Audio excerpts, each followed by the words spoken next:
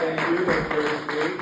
I'm an assistant attorney general with the state of Arizona. I actually just came from work to get here. Before that, I worked in homeless advocacy, I worked in veteran advocacy, and I've been working as a legislative advocate for the last 5-ish years. And I'm really excited to be running for Tempe City Council because we have got some incredible potential to set the pathway for progressive cities in terms of housing, in terms of transportation, in terms of protections for our students. And so I want to first of all say there are some significant issues that we have to deal with in the city. Our housing prices are 40% higher than the national average. That is 25% higher than Mesa and 18% higher than Phoenix. Our transportation costs are another 10% above the national average, and that includes things like insurance, and it includes things like maintenance and gas and all these different costs.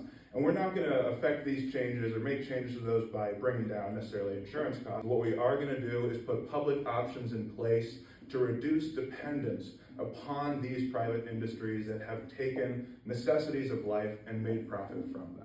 And that means we're going to be expanding or attempting to expand our fare-free public transit systems, like what the streetcar was for a really long time in Tempe. We want to try and bring that down both to Mesa, but then also to stretch it down into South Tempe, closer to the public library, where we'll be able to create sort of a transit hub and expand out our orbit bus systems. We also want to try and build out a social housing program to address the issues that Judge Kishel was just talking about a moment ago. And that includes rental assistance, rental protection, legal services for people who are facing eviction, and social housing programs, building out public housing on public land so that we can house the unsheltered people in our city, get them off the street and on their feet. It's the most effective way to address homelessness is housing first, housing as a service.